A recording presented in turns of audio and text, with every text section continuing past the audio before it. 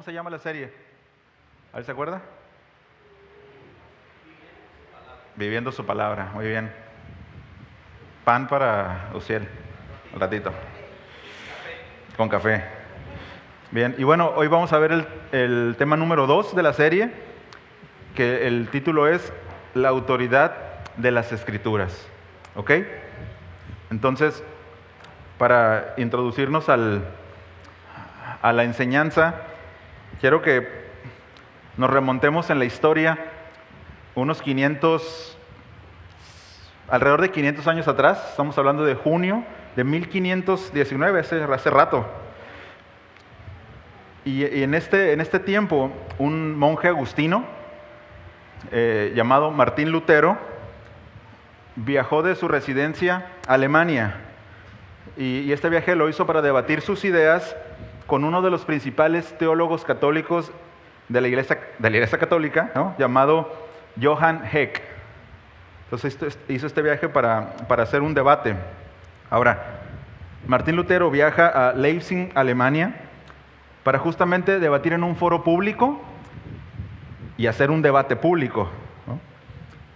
Y iba a debatir con este famoso teólogo católico porque este teólogo, Johann Heck, acusaba a Lutero de que él estaba enseñando las mismas ideas de John Hus. No sé si a ustedes les suena John Hus. Bueno, Johann Heck acusaba a Lutero de que estaba enseñando lo mismo, ¿no? Ahora, John Hus había sido condenado 100 años antes por la Iglesia Católica, ¿sí?, en lo que se conoce como el Concilio de Constanza, y no solo que lo condenaron, lo quemaron en la hoguera por estar enseñando pues las ideas, ¿no?, por hacer, escucha, una defensa teológica contra la Iglesia Católica. ¿Sabes qué? No nos gustó, quémenlo. Entonces, Lutero decía: no, yo no traigo ese mensaje, yo no estoy enseñando eso. Pero Heck decía: sí.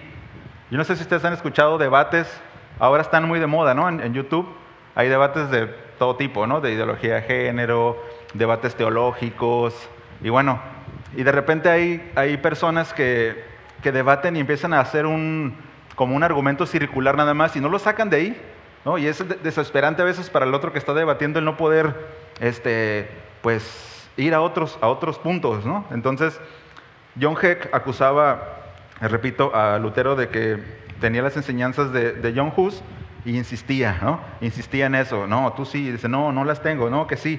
Entonces, pues,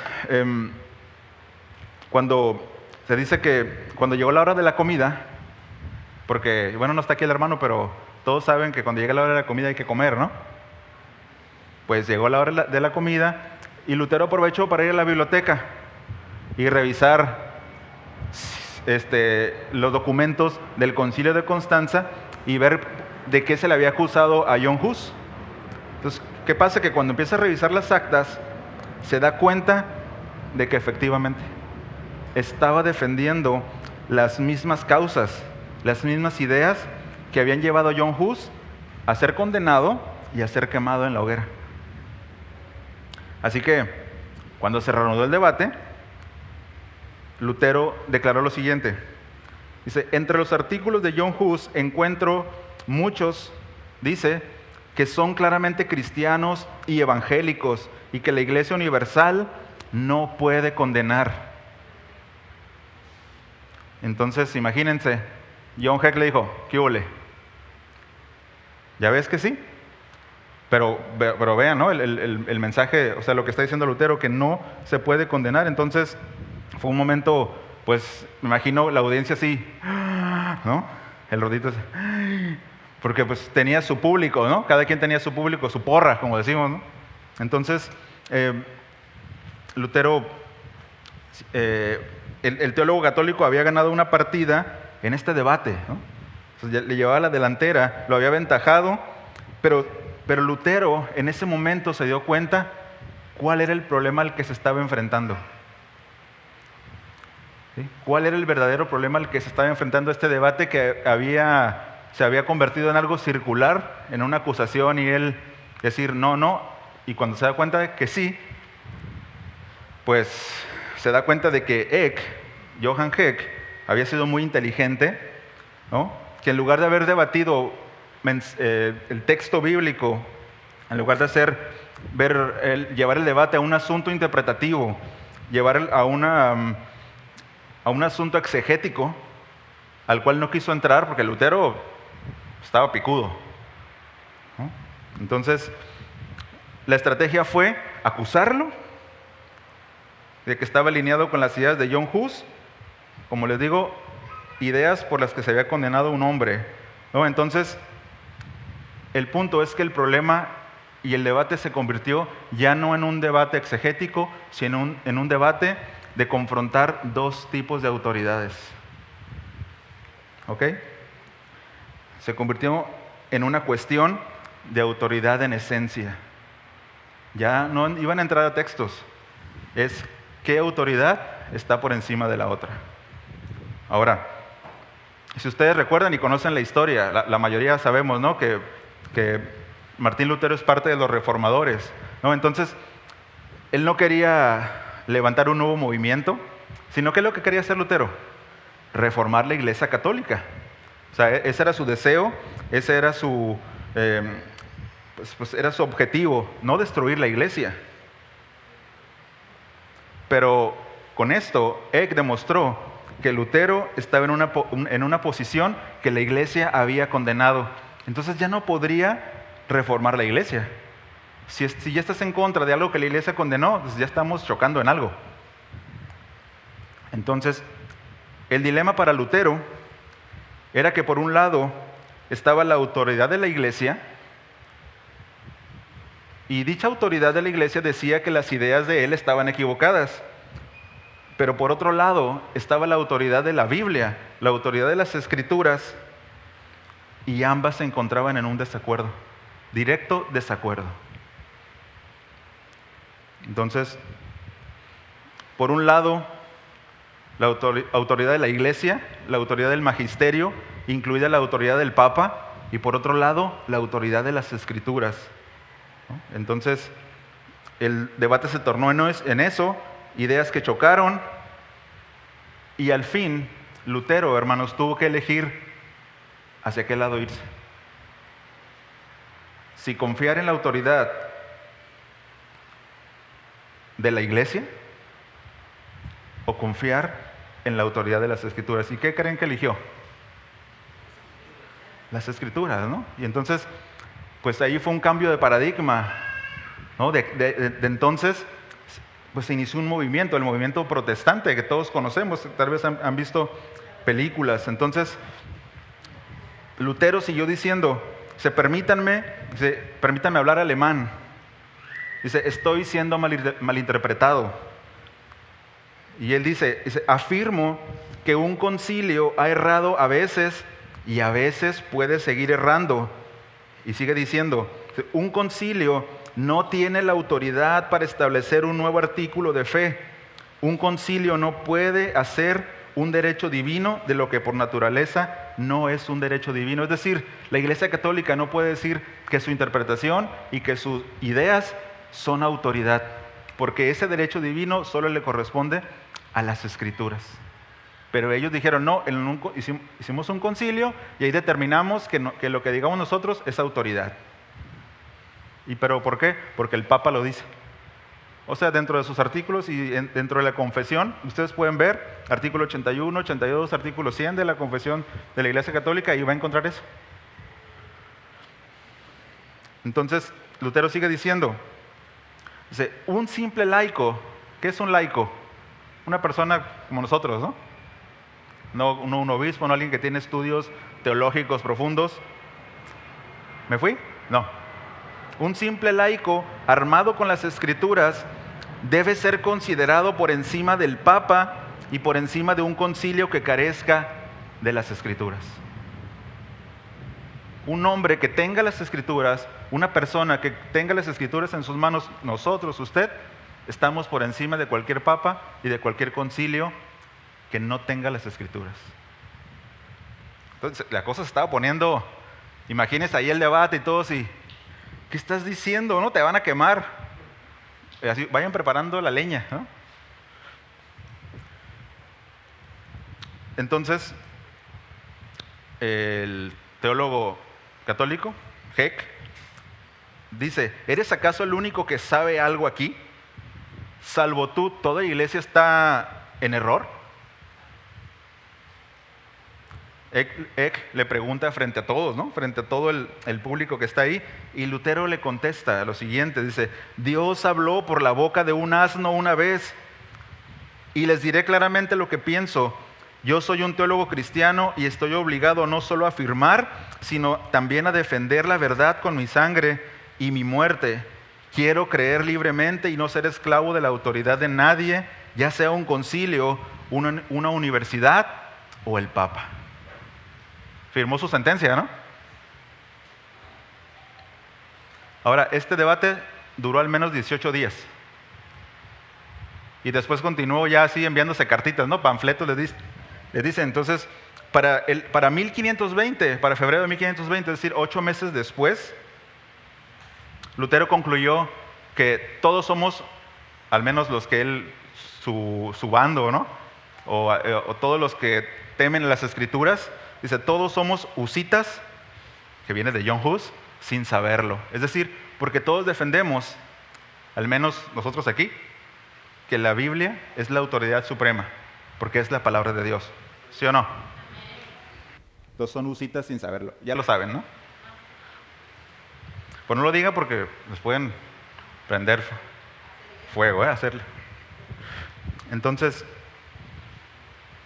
con esta declaración del Martín Lutero, la autoridad de la iglesia se puso en tela de juicio de una manera categórica. O sea, imagínense el impacto de esto.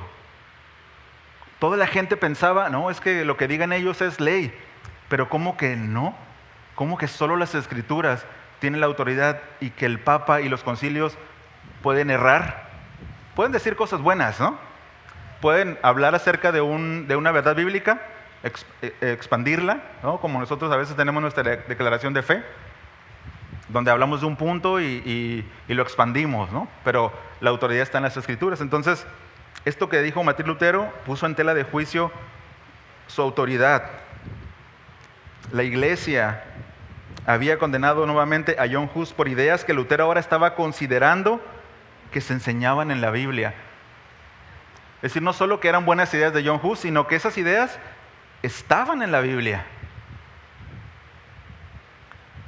Y es en ese contexto, hermanos, ¿no? De este debate, de este tomar la Escritura y poner en el lugar que le corresponde, que nació un principio, uno de los principios fundamentales de la Reforma Protestante, que es la sola Escritura. Tal vez ustedes lo han escuchado ahí en videos, ¿no? ¿Qué quiere decir? Por la Escritura solamente. Que es uno de los principios que marcaron la historia de la iglesia y que ha sido nuestro legado, ¿no?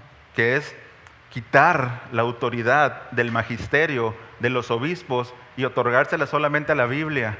Es decir, no es que Lutero descubrió el agua tibia, es que volvió, ¿no? Volvió al origen, que es la Escritura, la autoridad. Entonces, este principio, sola Escritura, no voy a hablar de ese, nada más estoy poniendo es una introducción. Este principio insiste que solo la Biblia tiene la autoridad de cautivar la conciencia del creyente, solo la Escritura, solo la Biblia tiene la autoridad final de cautivar la mente de toda criatura.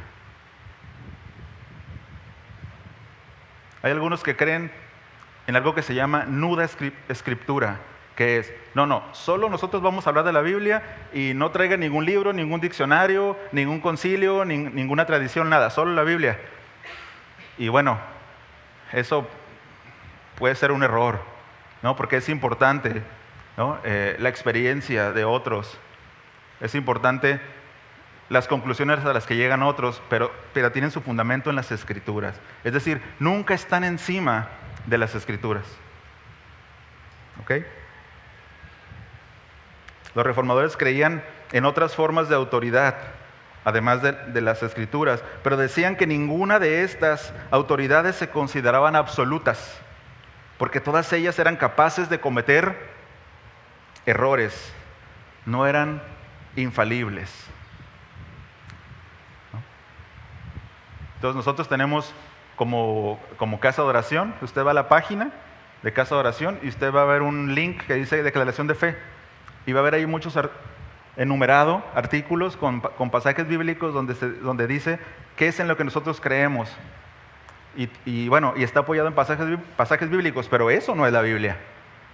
Puede tener pasajes bíblicos, pero puede haber un error. Puede tener un error. ¿Por qué? Porque eso no son las escrituras.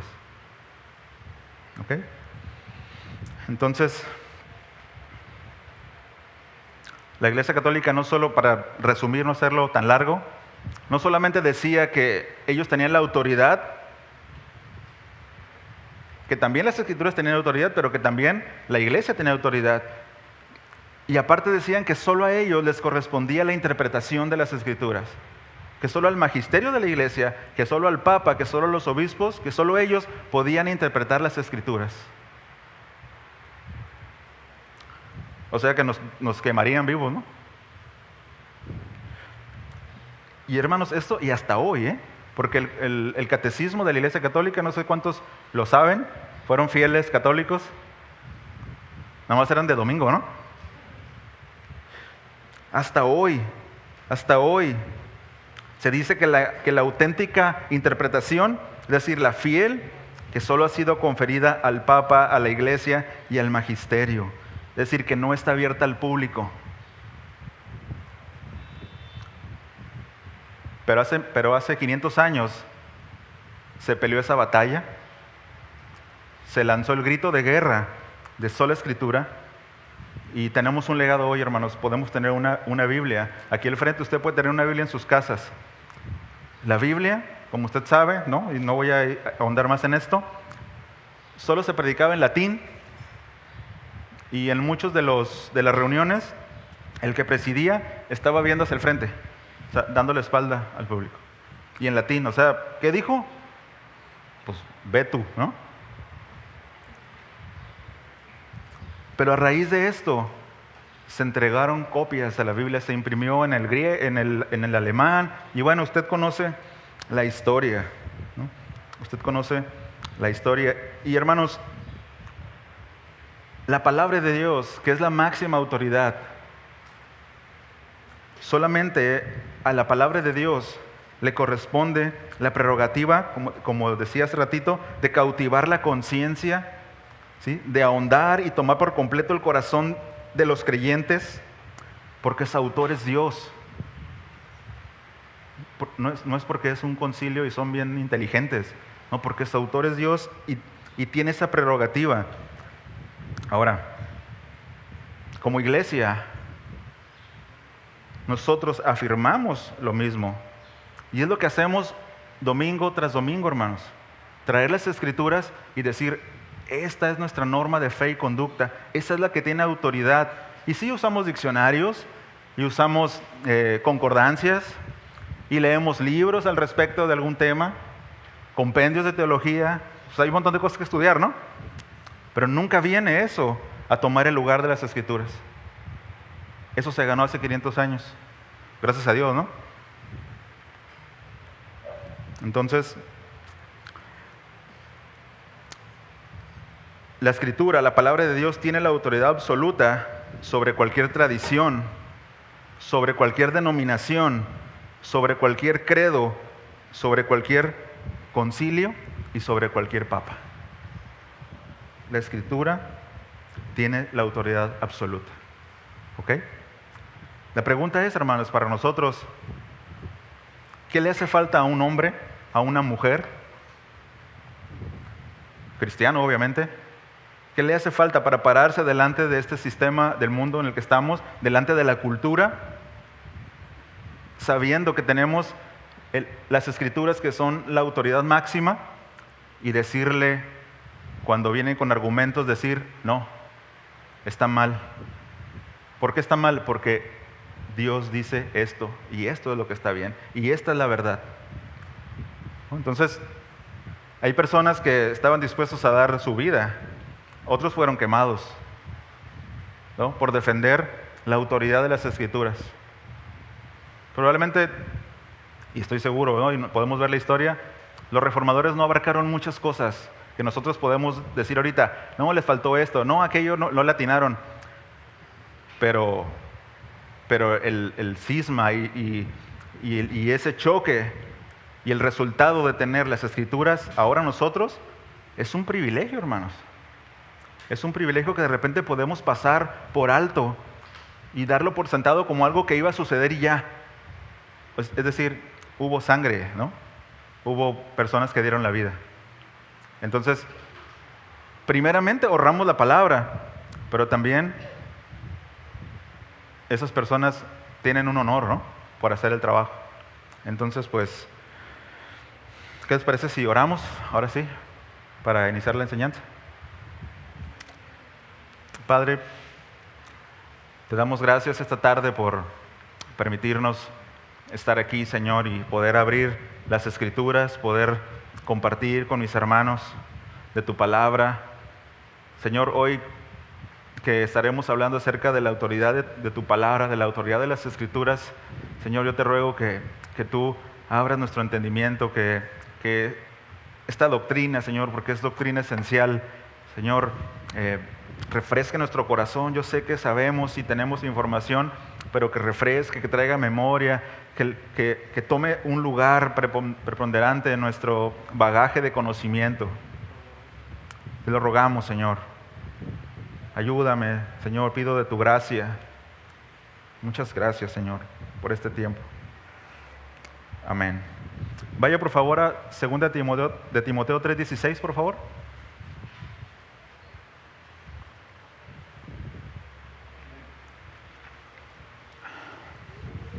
Ya José Luis me lo predicó la semana pasada.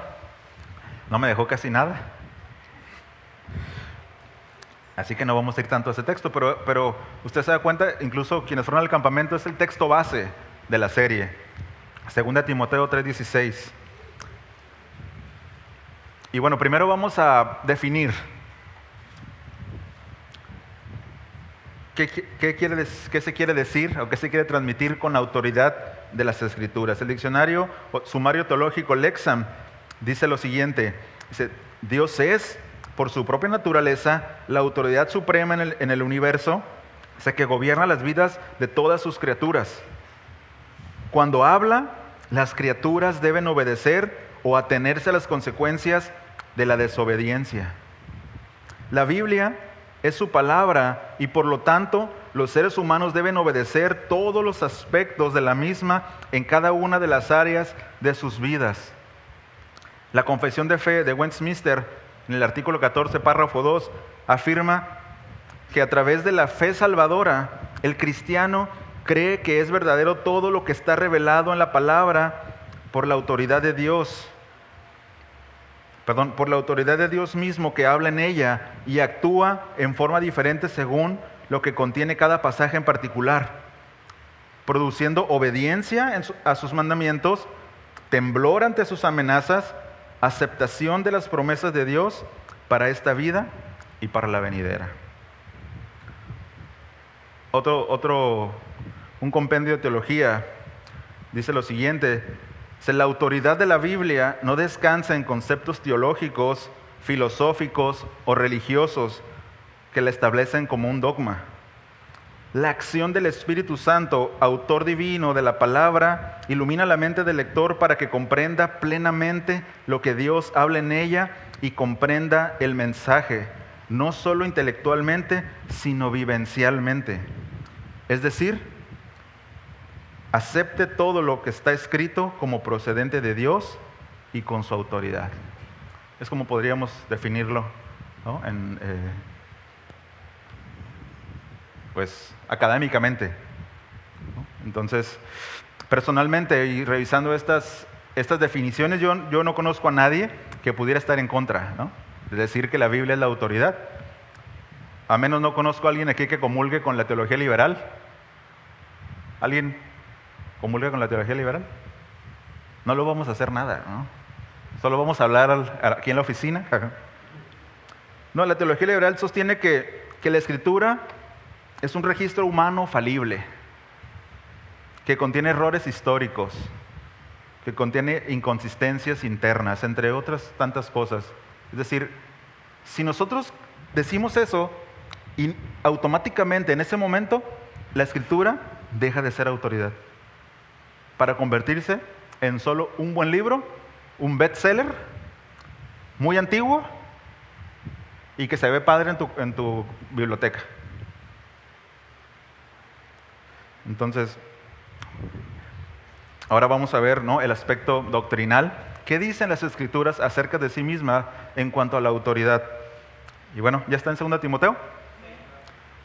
Dice así: toda la Escritura es inspirada por Dios. Ya no sabemos de memoria, ¿no? A ver.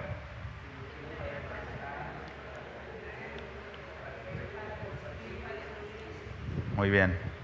Toda la Escritura es inspirada por Dios y útil para enseñar, para redarguir, para corregir, para instruir en justicia. Esto comprende, lo dijo José Luis, cada Escritura.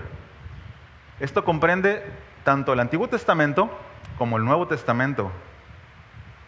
Y esa palabra ahí, cuando nos habla de inspirada, allá al principio del versículo, es la palabra griega theopheneustos, que es inspirado. Hermanos, y el hecho de que la palabra sea inspirada le da una plataforma para que podamos decir que la Biblia es autoritativa, que la Biblia, que las Escrituras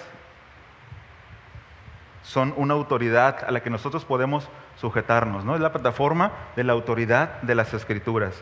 Entonces, si no tuviera la inspiración, como la teología liberal sostiene, si no tuviera la inspiración, estuviera al nivel del Corán, al nivel de los escritos de otros tantos, ¿no?, que hay. Estuviera a ese nivel. Entonces, si no es inspirada, no es autoritativa, entonces no tenemos por qué obedecerla, ¿no?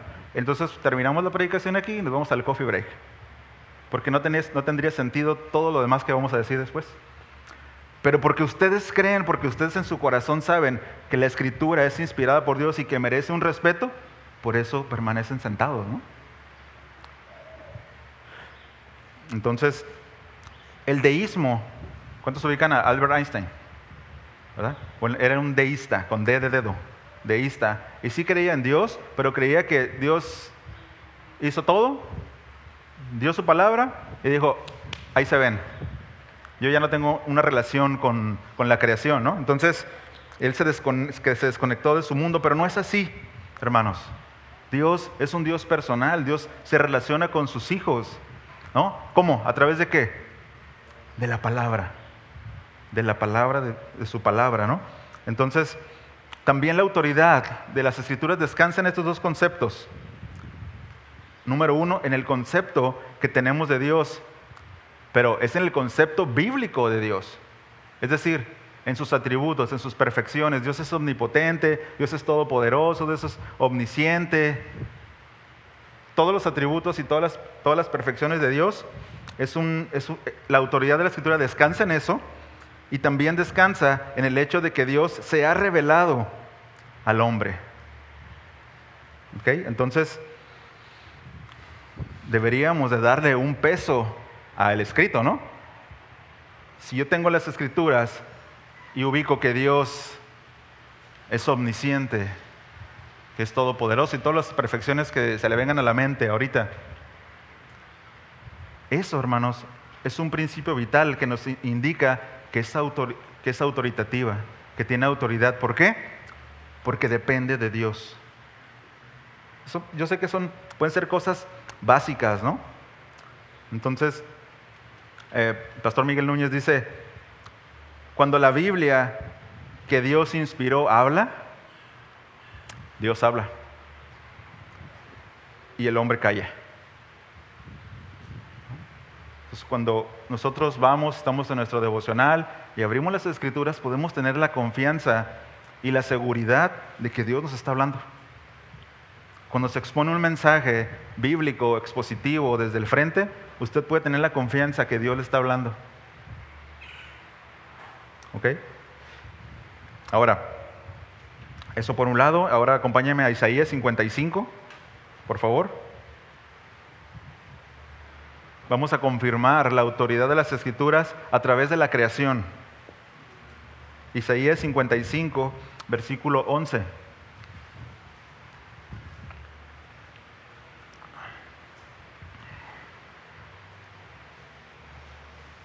¿Listo?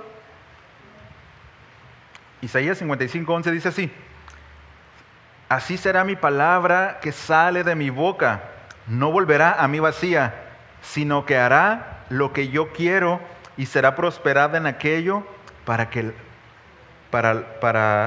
la envíe. Esa es una definición de la autoridad de las Escrituras.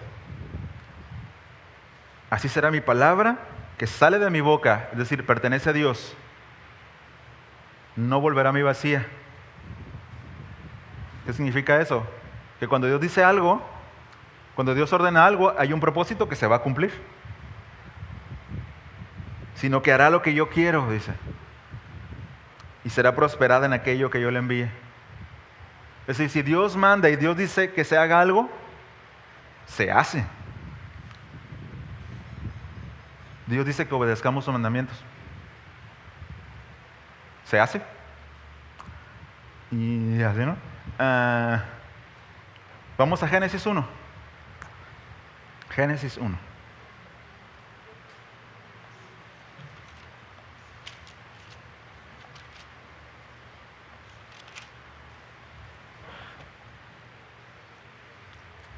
En este primer capítulo 1, en este primer capítulo de Génesis, vemos esto que Isaías menciona.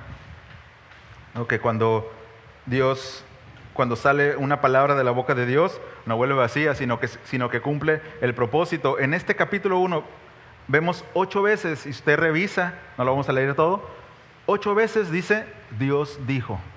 ¿Y sabe qué pasó? Se hizo.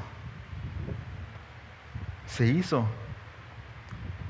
Entonces, hermano, lo más maravilloso de todo es que Dios le dijo a la nada.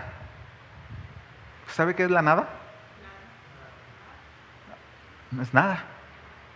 Algunos teólogos lo traducen como, o bueno, el argumento es que es de lo ex nihilo, donde no existía nada. Dios le dice a la nada 8 veces. Y la nada produce. ¿Qué fue lo primero que produjo? Luz, ¿verdad? Bueno, y hay quienes, no, es que mira, y es que por aquí, ¿no? Y estaba la energía de Dios flotando en el universo, y bueno, pues si vamos a filosofar, pues cualquier cosa puede ser, ¿no? Pero Dios le dijo la nada, y la nada produjo luz. No había ninguna estrella en la expansión, hermanos. Y según los estudiosos, dice que existen, hasta el día de hoy, 200,000 millones de galaxias. 200,000 millones de galaxias. Y cada galaxia tiene billones de astros. ¿Y sabe cómo se hizo eso? Así será mi palabra que sale de mi boca, no volverá a mí vacía, sino que hará lo que yo quiero. ¿Salieron? ¿No? Obedecieron las galaxias a Dios. Y ahí están, hasta la fecha. ¿No? Entonces, la palabra es el poder de Dios para crear más, ¿no? Y la nada obedece, ¿no? Hebreos 11:3, acompáñame por favor. Nos habla acerca de esto mismo. Es un brincote hasta Hebreos. Casi, agarra así muchas hojas y casi lo va a encontrar. Hebreos 11:3.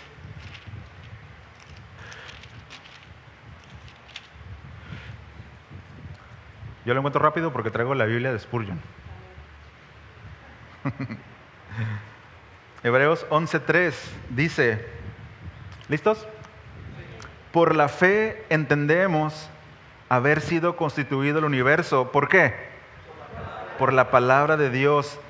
Y luego fíjense, el autor de Hebreos conectando con esto, ¿no? De Génesis 1.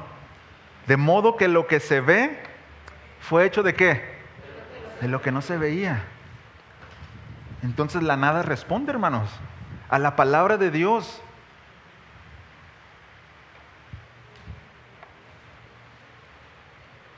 También vemos en las Escrituras, en Marcos 4:41, si quiere anotarlo, no vamos a ir ahí, pero vemos esto mismo, cómo la creación responde a la palabra de Dios.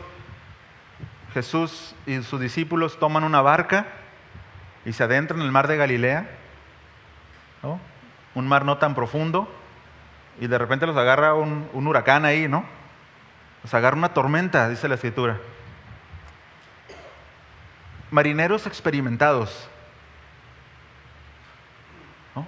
O sea, ya no era su primer tormenta, pero no había llegado una como esa. Y pensaban que se iban a hundir. ¿Y el Señor qué estaba haciendo? Estaba dormido, ¿no? Algunas traducciones dicen que estaba en una almohadilla, o sea, estaba a gusto, pues, ¿no? Estaba bien acomodado. Y lo despiertan: Señor, despierta que perecemos. ¿Y qué es lo que dice el Señor? Ajá, exacto, ¿no? Primero, ¿no? O sea, la fe no les alcanzó, marineros, ¿no?, de agua dulce, ¿no? Le dijo al viento y al mar: sosiégate, calma. ¿Y qué hizo la creación? Lo obedeció. Y nosotros podemos, a través de esos pasajes, ver que la palabra de Dios es la autoridad, hermanos. Tanto así que algo inanimado como el viento, como una tormenta en el mar, se calman a la voz de Dios, se calman a la palabra de Dios. Dice un comentarista bueno, dice el texto que ellos estaban atemorizados, ¿no?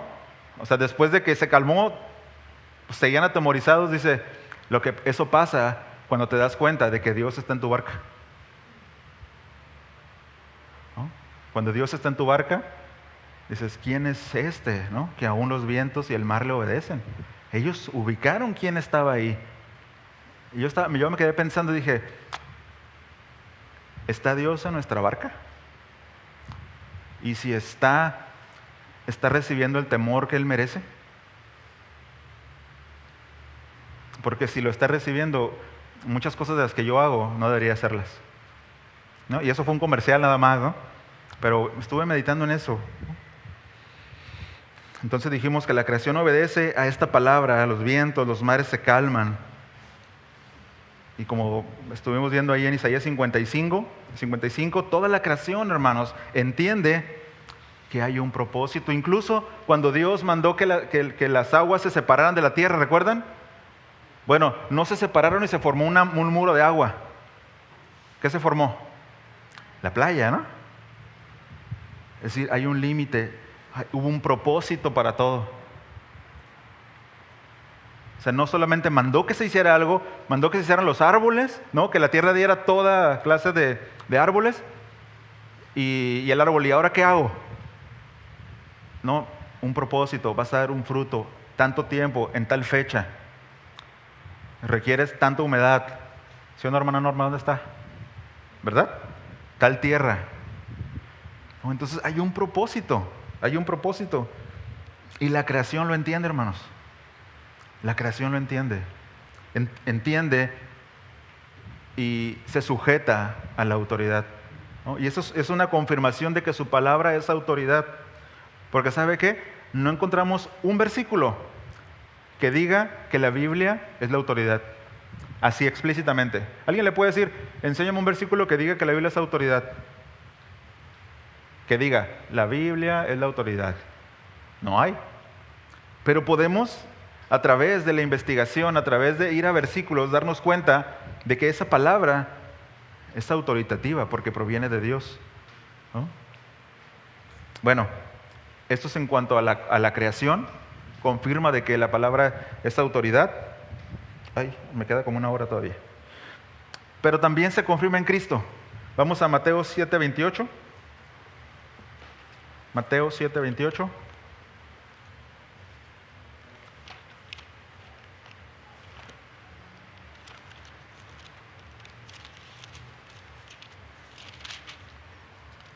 pasaje por el que ya pasamos hace unas semanas. 28 y 29 vamos a leer. ¿Ya está ahí?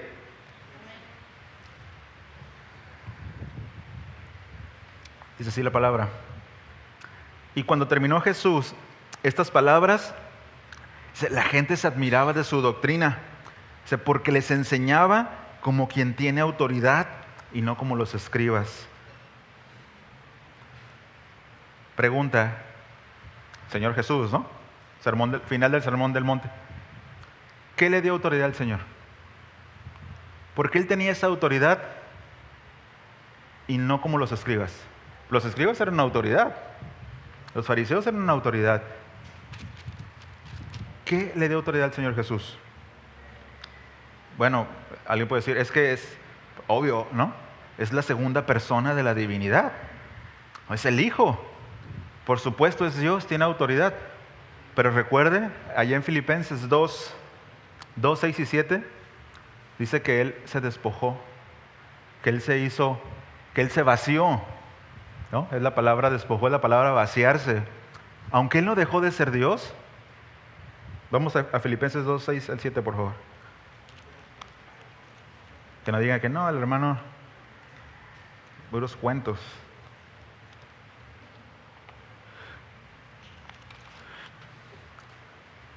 Dos, versículo 6.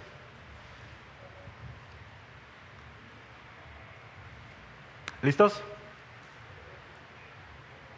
No, van lentos, hermanos, van lentos. Se va a enfriar el café. Filipenses 2, versículos 6 y 7 dice, el cual, hablando de Cristo, de hecho al final del versículo 5 dice Cristo Jesús, el cual, siendo en forma de Dios, no estimó el ser igual a Dios como cosa a que aferrarse. Y luego el 7 dice, sino que se despojó a sí mismo, tomando forma de siervo, hecho semejante a los hombres. Él se hizo como un hombre. Nosotros conocemos la doctrina de la encarnación, ¿no? Él se despojó de sí mismo, no consideró el ser igual a Dios. Entonces, el hecho de él no considerarse igual a Dios, quiere decir que él puso a un lado esto. No dejó de ser Dios, lo puso a un lado. Es decir, él nunca apeló. ¿Tú por qué haces estas obras? Porque yo soy la segunda persona de la divinidad. ¿Qué no sabes? Él nunca dijo eso. Él se puso como un siervo. Por cierto que otro comercial, ¿no? ¿Me dan chance? Yo a veces cuando leo pasajes como cuando él visita a Zaqueo, cuando los escribas se rasgan las vestiduras porque lo ven que está comiendo con prostitutas, con cobradores de impuestos, con lo peor de la sociedad. Y dicen, ¿cómo es posible que estés comiendo con estos, no? Que te juntes con esos. Dios, la segunda persona de la divinidad, hermanos, haciendo eso. Y a veces nosotros no somos capaces de bajar la ventanilla al vago que nos pide una moneda y me pongo en primer lugar. Porque, ay no. Dios, que no estimando Jesús no estimando el ser igual a Dios, Él hizo eso, ¿no? Entonces, vemos que su autoridad va acompañada de compasión, va acompañada de bondad, va acompañada de amor al prójimo, como enseñó José Luis hace unas semanas, no de aquel del que puedo recibir algo, ¿no? ¿Cuál es el que cuenta? El que no recibes nada, ¿no? Entonces, Él caminando en la tierra, siendo quien era, comía con ellos. Entonces son lecciones para nosotros, son lecciones de vida para nosotros. Pero bueno, volvemos. ¿Qué le dio autoridad al Señor Jesús? Tenía una vida perfecta, hermanos. Una vida de santidad perfecta. No se encontró ninguna falla, ningún error, ningún pecado en Él. Eso te da autoridad, ¿sí o no? ¿No han escuchado la frase, yo tengo autoridad moral para decírtelo, ¿no? La cuestión es que a veces no la tenemos, ¿no? Andamos regañando a nuestros hijos y así nomás. Le decimos algo y por acá así, ups. ¿Por qué no has leído tu Biblia, has hecho tu devocional? Ya tienes 3 días que no lo has hecho, ¿no? Bueno, el Señor sí tenía autoridad moral. una vida de santidad reflejada le daba autoridad, pero eso no le da autoridad a las Escrituras, todavía. ¿Qué otra cosa? Su conocimiento y precisión de las Escrituras. Era un rabino, ¿recuerdan? Que le decían rabí. Era un rabino. Y muchas veces él redarguía, es decir, daba argumentos contrarios a los fariseos, diciendo, y lo vimos en el Sermón del Monte, han escuchado esto, mas yo os digo. Desde su conocimiento, desde su precisión de las Escrituras y trayendo Escrituras del Antiguo Testamento para enseñar el verdadero principio del pasaje. Eso te da autoridad también, ¿no? Como un rabino. Pero no es suficiente todavía, hermanos. Porque puede haber un rabino pesado. Pablo, cuando él se describe a sí mismo, Vero decía, ¿no? Leyó, creo que fue Vero, que hablaba acerca de la identidad, ¿no? Y hablaba acerca de que, en cuanto a la ley, irreprensible.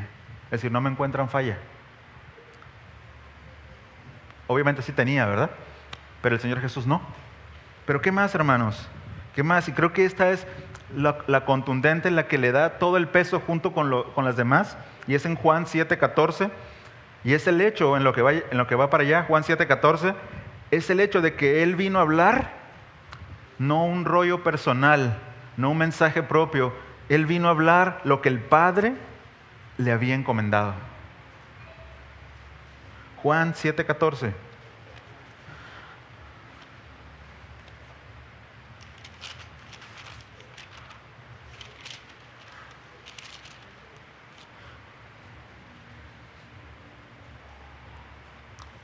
Vamos a leer el 14 al 16. ¿Listos? Dice, más a la mitad de la fiesta subió Jesús al templo y enseñaba. Dice, y se maravillaban los judíos diciendo, ¿cómo sabe este letras sin haber estudiado?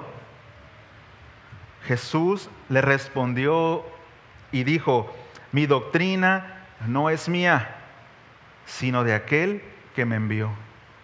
Si lo que él enseñaba no es una cuestión que yo estudié, que yo inventé, sino de aquel que me envió, ¿no? Y luego de ahí brincamos, por favor, un capítulo 8, versículo 18.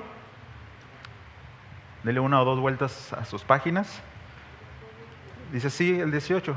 Dice, yo soy el que doy testimonio de mí mismo. Dice, y el Padre que me envió da testimonio de mí.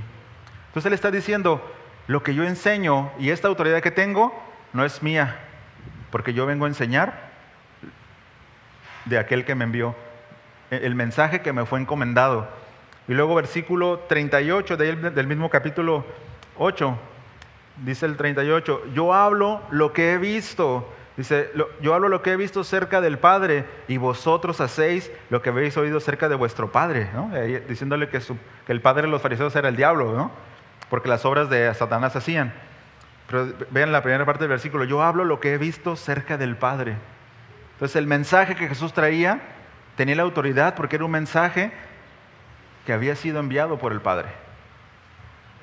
Versículo 40. De ahí del mismo capítulo 8, dice, pero ahora procuráis matarme a mí. Dice, hombre, que os he hablado la verdad, la cual he oído de Dios. ¿No hizo esto Abraham? La verdad que he oído de Dios. Eso, esta actitud, una vida de santidad, una vida de precisión, ¿no? Conocimiento de las Escrituras. El hecho de que Él se despojó de su divinidad siendo Dios, pero no apelando a eso, le da la autoridad a Cristo, ¿no? Y es por eso que las personas decían, wow, este habla como quien tiene autoridad, ¿no? Y esa es una confirmación que las palabras que están aquí, muchas de ellas dichas por el Señor Jesús, otras inspiradas, reveladas, tienen autoridad, hermanos. Estos son los hechos que lo autentifican, que lo confirman. ¿Ok? Entonces, esta última parte, ¿no? De que el Señor Jesús habla el mensaje que escuchó del Padre, debería de ayudarnos a pensar que nosotros no debemos hablar de nuestra cuenta propia, ¿no? Que cuando nos acercamos a un texto y cuando vamos a enseñar a alguien algo de las Escrituras, no hablar de nuestra cuenta propia, no hablar desde un criterio propio, no hablar de nuestras interpretaciones personales de las Escrituras, no acercarnos a la Escritura con los lentes de una postura, con los lentes de algún movimiento, con un prejuicio. ¿Por qué? Nosotros debemos de dejar que de nosotros, y más para los que predicamos aquí al frente, dejar que de nosotros salga el mensaje de aquel que lo envió, que es el Padre, ¿no? A través de las Escrituras. No anteponer nuestros juicios, porque sabe que tenemos juicios, tenemos posturas, tenemos formas de ver la Escritura, pero eso no tacha. Fuchi, hasta ahí. No. Deberíamos de dejar que su palabra actúe en nosotros y sí enseñarla, pero también, como leímos al principio las definiciones, mostrarla de una forma vivencial. Eso le da peso al hecho de que yo dé un mensaje, ¿no? Que sea vivencial en mí, ¿no? Y bueno, ya casi terminamos. Vamos a Marcos 1:23, por favor. Marcos 1:23. Les puse puros facilitos para que no se tarden. Marcos 1:23. Dice así, ¿listos? Bueno, tomo agua mientras.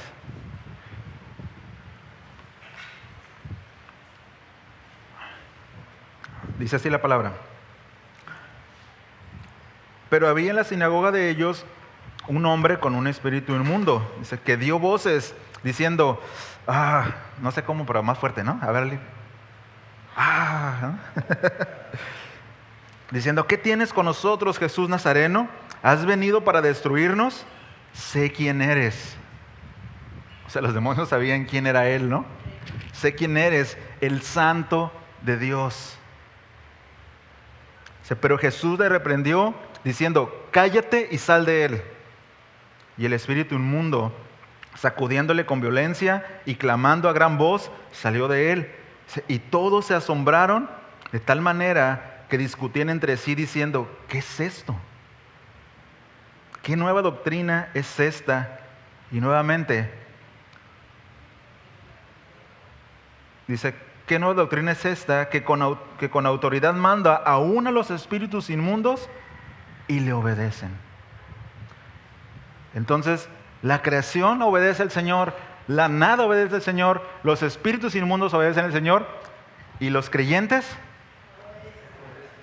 debemos obedecer al Señor en las cosas que nos gustan y en las que no nos gustan también, ¿no? Porque su palabra tiene autoridad, ¿no? Entonces, la autoridad de la palabra asombra a la gente, incluso hace temblar a los demonios.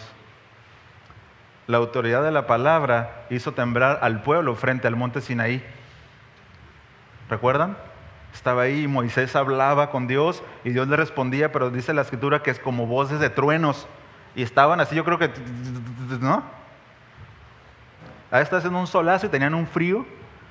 Y aparte dice que el monte humeaba, había fuego. O sea, era una escena impresionante. Dios estaba ahí.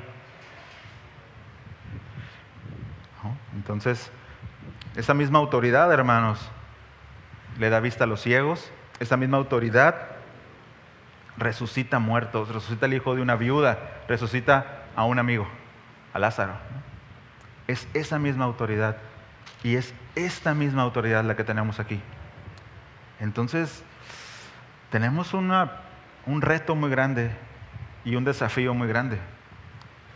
Si usted cree que esta es la palabra de Dios, usted ya se echó un compromiso encima, porque tiene que obedecerla, ¿no? Porque tiene que sujetarse a ella. Y yo sé que no entendemos muchas cosas de repente, hermanos. Estamos creciendo juntos, pero su palabra. ¿Ok? Y bueno, una última confirmación de que la palabra es autoritativa, de que la Escritura es la autoridad, es en Tito 2:15, y esto tiene que ver con la tarea pastoral que el Señor ha encomendado.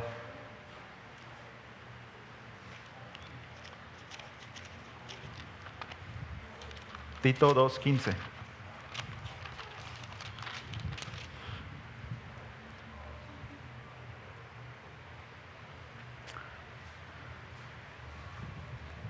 ¿Listos?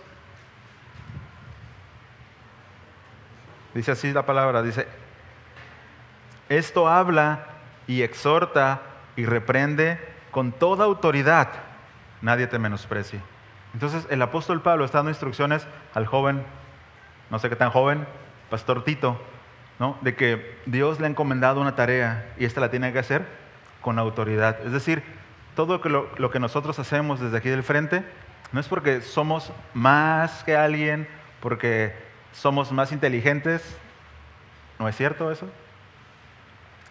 Es porque tenemos una autoridad delegada por las Escrituras. Nada más, hermanos. Solamente. ¿No? Entonces, nos exhorta, ¿no?, a los que presidimos que hablemos con autoridad, ¿no?, que presentemos las Escrituras, no como un mensaje que, ay, no, tranquilo, tranquilo, todo va a estar bien, mira, sí, yo sé que hiciste tal cosa, pero todos se equivocan, ¿no? No, corregir, ¿no?, que confiemos en la obra del Espíritu Santo, que confiemos y que cuando somos confrontados con el pecado, confiemos que es porque es un mandato de Dios y por eso nos ha dado la autoridad para hacerlo. Es decir, nosotros los que predicamos, las personas con las que ustedes se acercan a veces a decirle, hermano, necesito hablar contigo, ¿no? Bueno, en primera instancia y en segunda y en tercera y en la última, no somos terapeutas, hermanos, no somos psicólogos, somos portavoces y heraldos del mensaje de Dios. Y con gusto lo hacemos. Entonces, lo que usted va a recibir, el consejo que usted va a recibir de nosotros es un consejo que viene de la palabra. ¿Sí? Bueno, está esta situación, bueno, Dios dice esto. Y ya usted sabrá si usted se ajusta o no a lo que dice la palabra. Pero tenemos esa autoridad para hacerlo porque la palabra nos los da. ¿Tú no me vas a decir cómo vivir? Por supuesto, pero la palabra sí, porque tiene esa autoridad, ¿no? Entonces, si nos acercamos con usted para decirle, hermano, tengo que hablar contigo de esto, confíe en que Dios nos ha encomendado y nos ha dado esa autoridad para hacerlo, ¿no? Y esto confirma otra vez que la Biblia, que la Escritura es autoritativa. ¿Sí? Confirma la autoridad de las Escrituras. Y ya para entrar en las conclusiones, comentarista dice lo siguiente: la misma Escritura atestigua su autoridad. Fue lo que hicimos, ¿sí o no? ¿Seguros? Si no, ¿empezamos otra vez? Sí, ahí bien. La misma Escritura atestigua su autoridad. Es útil que aprendamos que la Biblia es históricamente exacta, que es internamente congruente, que contiene profecías que se han cumplido cientos de años más tarde, que ha influido en el curso de la historia humana más que cualquier otro libro, que continuamente ha cambiado la vida de millones de individuos en toda su historia, que por ella las personas hallan salvación, que tiene una belleza majestuosa y una profundidad de enseñanza que ningún otro libro iguala y que afirma cientos de veces ser las palabras del mismo Dios. Todos estos argumentos y otros son útiles para nosotros y eliminan los obstáculos que pudieran interponerse para que creamos la Biblia. Pero todos estos argumentos, tomados individualmente o en conjunto, no pueden ser definitivamente convincentes. Ah, caray, entonces, ¿cómo, no? Porque falta una parte fundamental, hermanos. ¿Sabe cuál es? La obra del Espíritu Santo. La obra del Espíritu Santo. ¿no? Por la obra del Espíritu Santo recibimos el testimonio total de la veracidad y de la autoridad de las Escrituras. ¿Se lo compruebo con un texto? Primera de Corintios 2, 13 y 14, bueno, hasta el 16. Primera de Corintios 2, del 13 al 16.